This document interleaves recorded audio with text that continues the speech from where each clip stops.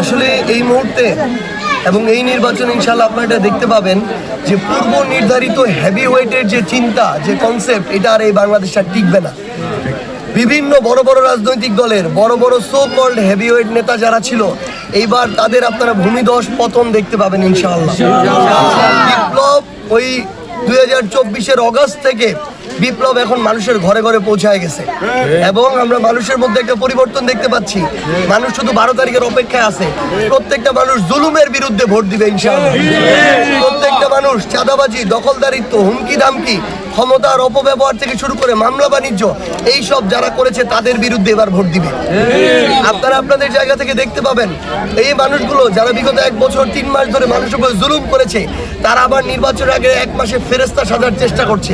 কিন্তু মানুষ এই ধরনের গিরগিটি চরিত্রের মানুষদেরকে এবার ভালো করে চিনে রাখবে এবং আপনারা ভোটে দেখতে পাবেন যে মানুষ হয়তো অনেকের কথায় তাল দিবে, কিন্তু ভোট দেওয়ার সময় জায়গা মতো ভোট দিবে ইনশাআল্লাহ।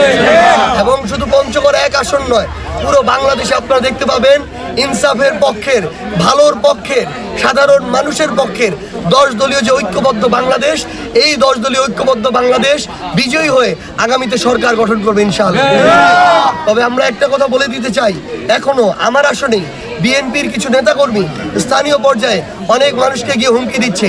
আজকেও সকালে এসে আমাকে একজন অভিযোগ করেছে, তিনি জামায়াতের একজন কর্মী, তাকে গিয়ে হুমকি দেওয়া হয়েছে যে জামায়াত তো ক্ষমতা আসবে না, জামায়াত বা 10 দলের প্রার্থী তো এখানে জিতবে না, তাহলে নির্বাচনের পরে তাকে দেখে নিবে যদি তারা ধানের শীষে ভোট না দেয়। আমরা স্পষ্ট করে বলতে চাই, এই ধরনের হুমকি ধামকি দিয়ে, ভয় দেখিয়ে যারা ক্ষমতায় আসতে চায়, তাদের পতন শেখ হাসিনার চেয়েও খারাপভাবে হবে। বাংলাদেশের মানুষ এখন আর আগের ওই জায়গায় নাই। আমরা স্পষ্ট করে একটা কথা বলি, মানুষকে মানুষের মতো করে স্বাধীনভাবে আপনারা ভোট দিতে দেন। মানুষ ভোট দিক, মানুষ মানুষের সিদ্ধান্ত নিবে। যদি এই সিদ্ধান্তে আপনারা বাধা দেন, যতটুকু সম্ভাবনা ছিল ওইটুকু সম্ভাবনাও নষ্ট হয়ে যাবে। আপনাদেরকে এই জন্য অনুরোধ করব, একটা সুষ্ঠু, স্বচ্ছ এবং নিরপেক্ষ নির্বাচনের জন্য সকল রাজনৈতিক দল সহযোগিতা করেন। আমরা আমাদের জায়গা থেকে সর্বোচ্চ সহযোগিতা করব ইনশাআল্লাহ। জনগণ যেদিকে থাকবে আমরাও সেদিকে থাকবো এবং ইনশাআল্লাহ জনগণকে সাথে নিয়ে আগামী নির্বাচন আমরা বিজয়ী হব ইনশাআল্লাহ।